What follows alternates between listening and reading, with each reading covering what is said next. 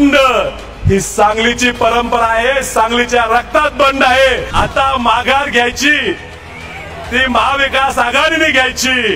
राऊत साहेब आधीच इथं येऊन लय काय गोंधळ घालून गेलेत। आमच्या दृष्टीने ज्या दिवशी राजाराम बापू वारले त्या दिवशी वाद संपलेला आहे। कोण वाळू कुठे सापडते का हुडकत होतो, कोण प्लॉट कुठे मिळते का बघत होता, त्यात आम्ही पुरात फिरत होतो की शेतकऱ्याच्या मुलानं आमदार खासदार झालं पाहिजे, पण शेतकऱ्याच्या मुलाला फसवून त्याचा बळी नाही गेला पाहिजे। सर्व मान्यवर मोठ्या लोकसंख्येनं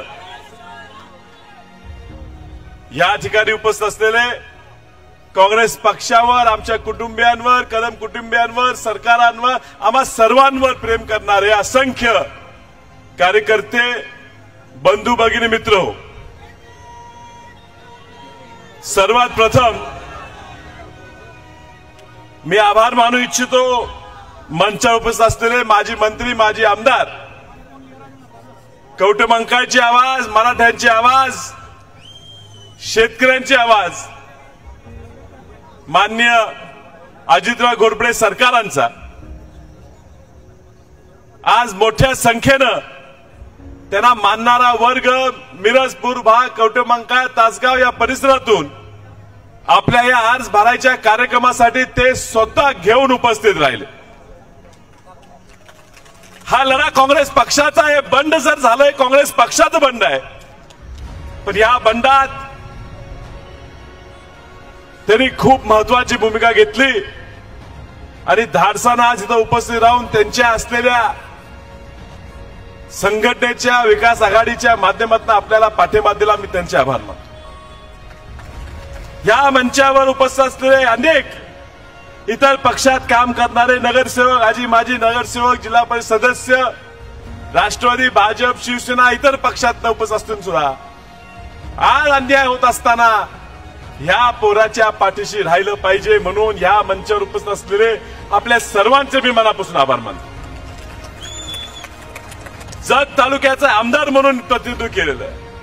कित्येक वर्ष जतचा आमदार जे ठरवत होते, धाडशी शब्दाला जागणारा नेता विलासराव जगताप यांनी कालच त्यांच्या सर्व कार्यकर्त्यांसमवेत आपल्या उमेदवारीला पाठिंबा दिला। त्यांचं सुद्धा मी मनापासून या ठिकाणी आभार आणि अभिनंदन।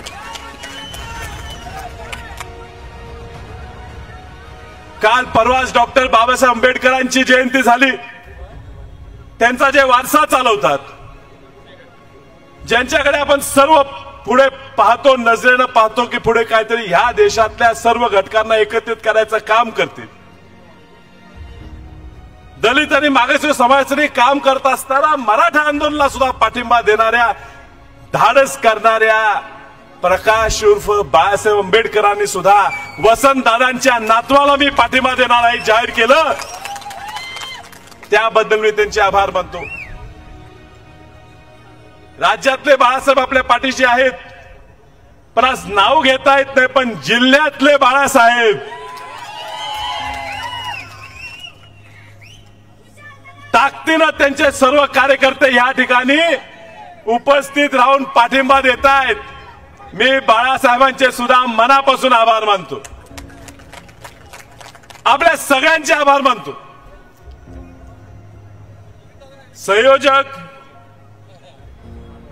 संयोजक या ठिकाणी नियोजनात आपण सगळे जरा कमी पडतो। आपली अपेक्षा आपणच कमी करतो।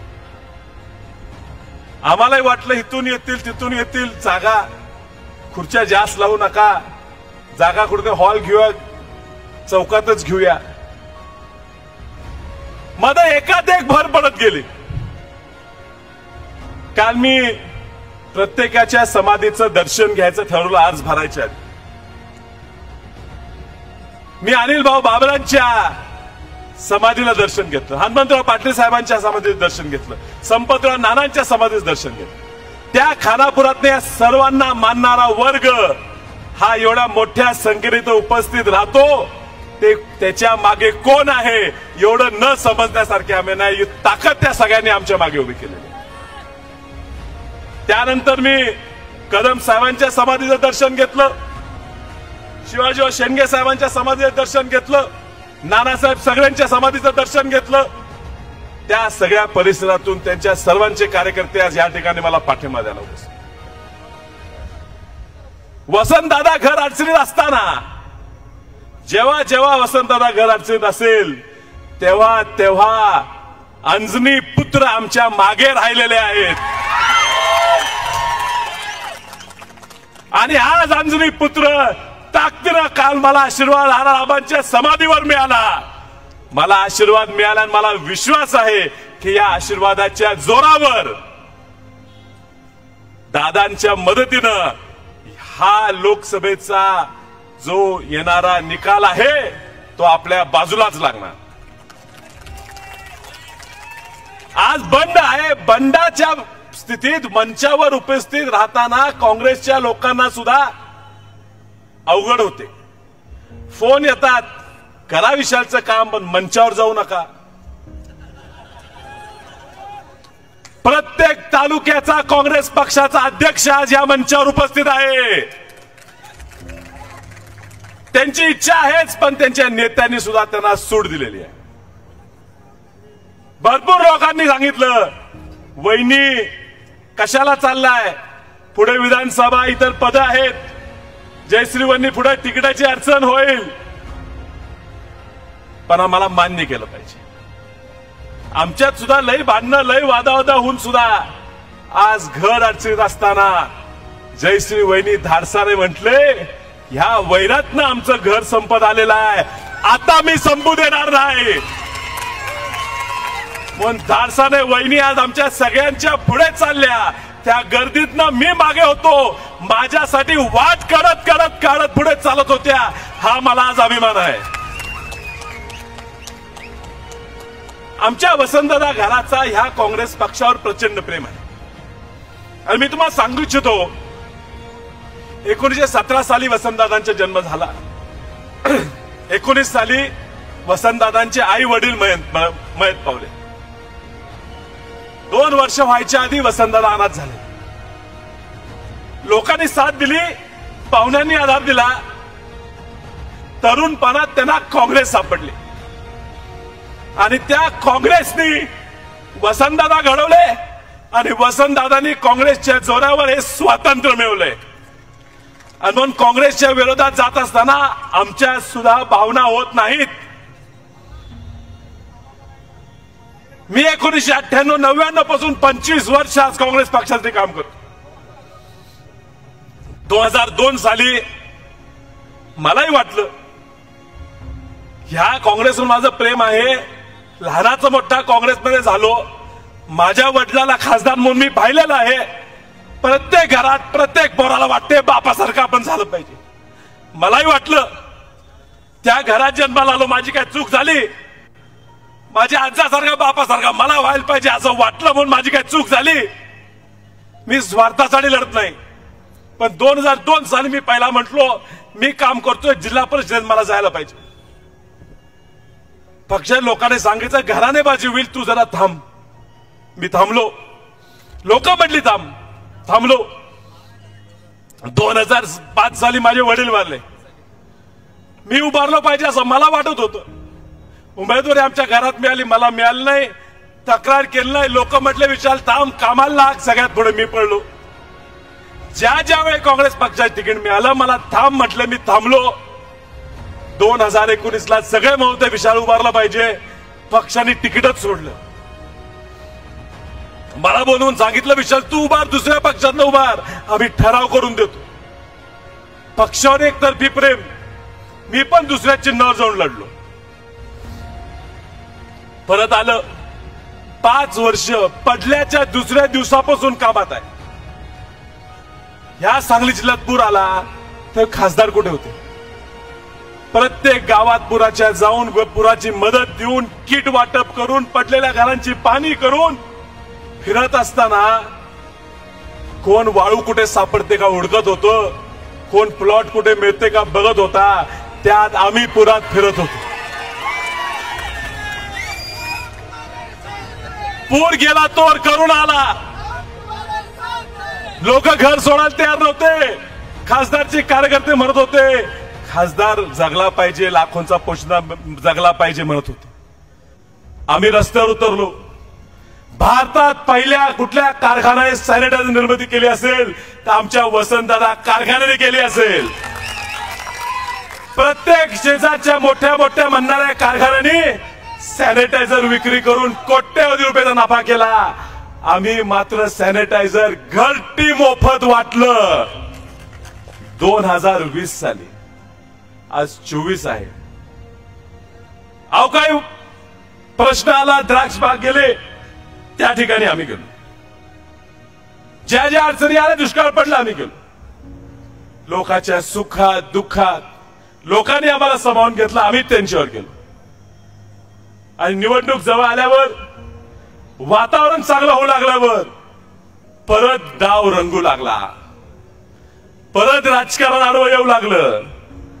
परत ह्याला थांबवलं पाहिजे ह्याच्या बैठका होऊ लागल्या. मी ठरवलं ह्यावेळी कुणाच्या वादात जायचं नाही. कुणीतरी काल बोललं जुना वाद अजून आहे. वसंतदादांनी सांगितलं होतं ज्या दिवशी राजाराम बापू वारले त्या दिवशी वसंतदादा म्हटलेले बापू गेले वाद संपला. आमच्या दृष्टीनं ज्या दिवशी राजाराम बापू वारले त्या दिवशी वाद संपलेला आहे. तुमच्या मनात अजून वाद असेल तो तुम्ही संपावा. आमच्याकडनं ह्याच्या पुढच्या वादाची भावना असणार नाही. म्हणून येत असणारा राजाराम बापूंच्या पुतळ्याला नमन करून आशीर्वाद घेऊन मंचावर सुद्धा त्यांचा फोटो लावून आम्ही या ठिकाणी प्रचारला शुभारंभ. हा वाद मिटलेला आहे. कोणीतरी आरोप करणार शेतकऱ्याचा मुलगा खासदार झालेला तुम्हाला पाहत नाही का? या वसंतदादा घराने शेतकऱ्यांच्या कष्टकऱ्यांच्या मुलांना कार्यकर्त्यांना पद द्यायचं काम केलेलं आहे. आमची तीच भावना आहे की शेतकऱ्याच्या मुलानं आमदार खासदार झालं पाहिजे. पण शेतकऱ्याच्या मुलाला फसवून त्याचा बळी नाही गेला पाहिजे ही सुद्धा पाहायची जबाबदारी आमची आहे. त्या पैलवांना विनंती आहे, राऊत साहेब आधीच इथं येऊन लय काय गोंधळ घालून गेलेत. ही सांगली सुसंस्कृत सांगली आहे. इथं भाषा शोभणारी बोलावी. आपल्यावर खूप चांगले संस्कार आहेत. त्यामुळे त्यांच्या पुस्तकातले शब्द इथं वापरून भावना वापरून लोक आणि चिडीला पेटतील. त्यामुळे आता राजकारण जर करायचंच असेल तर ते आता सगळ्यांनी संयमाने करायचं, भाषा सांभाळून करायची. मी परवाही सांगितलं ज्या शिवसेनेला आवाज वसंतदादाने दिला, मराठी माणसाचा आवाज म्हणून तो तिथं घडवला, तो आवाज त्याच वसंतदादांच्या विरोधात वापरला जातोय हे दुर्दैव आहे. पण आम्हाला भान आहे की लढाई ही भाजपच्या विरोधात आहे, आपल्यातली नाही. आणि म्हणून आम्ही मंचावरचे सगळे लोक या एकाच हेतूने इथं उपस्थित आहे की भाजपचा पराभव झाला पाहिजे. आज पहिलीच बैठक आहे, अजून खूप फड रंगणार आहे. पण आजपर्यंत मी जो निर्णय घेत आलोय तो तुमच्या सगळ्यांच्या म्हणण्यानुसार घेत आलो. मी जेव्हा जेव्हा उभारलो तुम्ही थांबा म्हटलं, मी थांबलो. तुम्ही आज भरण्यासाठी सरकार आपण काँग्रेस पक्षाच्या 38,000 लोकांना फोन गेले की विशाल पाटलांनी काय केलं पाहिजे हे तुम्ही सांगावं. 37,992 लोकांनी सांगितलं की विशाल पाटील तुम्ही अर्ज भरा. त्यातल्या 36,812 लोकांनी सांगितलं तिकीट नाही मिळालं तर काढायचं नाही. मग काँग्रेस पक्षावर आमचं प्रेम हे एकतर्फी आहे. जुन्या काळात हिंदी पिक्चरचं एक गाणं होतं, एक दुजे केले असं गाणं, पण पिक्चर नाव माहित नाही. पण कितने भी तू कर ले सितम हंस हंस के सहेंगे हम, ये प्यार ना होगा कम. त्यामुळे किती जरी आम्हाला छळ, किती जरी त्रास दिलं तरी काँग्रेसवर आमचं प्रेम कमी होणार नाही. ह्या बंड काँग्रेस विरोधात नाही, हा बंड काँग्रेसचाच आहे. काँग्रेस पक्षाचं चिन्ह शिवसेना लढते, आमचं चिन्ह नेलं.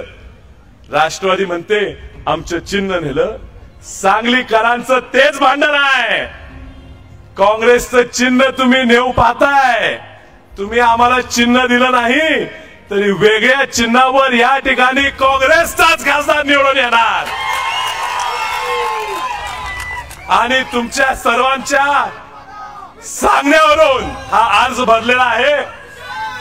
आता माघार घ्यायची ती महाविकास आघाडीने घ्यायची आणि 19 तारखेला 3 वाजेपर्यंत एबी फॉर्म काँग्रेस पक्षाचा आमच्या उमेदवारीला जोडावा. म्हणजे ह्याच मतदारसंघात नव्हे तर महाराष्ट्रातल्या कानाकोपऱ्यात वसंतदादांच्या विचाराची सर्व लोक ही ताकदीने ह्या महाविकास आघाडीच्या मागे राहतील. अजून खूप तुम्हाला पाहायचं आहे. रोज रोज नवीन नवीन लोक आपल्या ह्या बंडात सामील होणार आहेत. हा बंड माझा नाही, माझ्या स्वार्था नाहीचा नाही, हा तुमचा बंड आहे. मी माझ्यासाठी उभारलो नाही, मी तुम्हा सर्वांसाठी उभारलोय. आणि बंड हे सगळ्यांची सुरुवात आहे. आज बाळासाहेब थोरात साहेबांनी काही स्टेटमेंट दिलं. मला कोणतरी म्हटलं बाळासाहेब थोरात आज 8 वेळा निवडून आले. पहिल्यांदा निवडून येताना ते अपक्ष निवडून आलेले ते त्यांनी सुद्धा विसरू नाही. मदन भाऊ सुद्धा अपक्ष निवडून आलेले. घोरपडे सरकार सुद्धा त्या ठिकाणी अपक्ष निवडून आलेले. आणि बंड सावित्रीबाई फुलेंनी केला नसता तर महिलांच्या शिक्षणात क्रांती झाली नसती आणि वसंतदादांनी बंड केला नसता तर आज असे स्वतंत्रपणे आपल्याला कार्यक्रम घेता आले नसते. बंड ही सांगलीची परंपरा आहे. सांगलीच्या रक्तात बंड आहे आणि हे यशस्वी करायची जबाबदारी तुमच्या सगळ्यांच्या जीवावर आहे. पुन्हा एकदा तुम्हा सर्वांचे आभार मानतो. या कार्यक्रमाचं प्रमुख नियोजन मागे राहून मला ताकदीचा माझा मोठा भाऊ प्रतीक दादा यांचं मी मनापासून आभार मानतो. आपल्या सगळ्यांचे मी आभार मानतो. मिरजेच्या सर्व भाजपसह सर्व नगरसेवकांनी मला पाठिंबा दिला, सगळ्यांनी दिला. आज भावना खूप मनात आल्यामुळे कदाचित कुणाचं नाव राहून गेलं असेल, पण अजूनही खूप काय होणार आहे. अजूनही मला बंडखोर सेनेचा सुद्धा या ठिकाणी पाठिंबा मिळालाय. असे खूप मोठ्या मोठ्या लोकांचे पाठिंबा मिळत जाणार. मी सगळ्यांना विनंती करतो, जयश्री वहिनी आमच्या घराची भूमिका आता मांडणार आहेत. 2 मिनिटं सगळ्यांनी शांतपणे ते ऐकून घ्यावे. त्यानंतर आज अध्यक्षीय भाषण माजी मंत्री आणि आपल्या सर्वांचे नेते घोरपडे सरकार जे धाडसाने या ठिकाणी आले ते मानणार आहेत. त्या सगळ्यांचं ऐकल्याशिवाय तुम्ही उठून विनंती करतो आणि आपल्या सर्वांची रजा घेतो. आपण आरात यावे. तुमचे आभार मानतो. नमस्कार.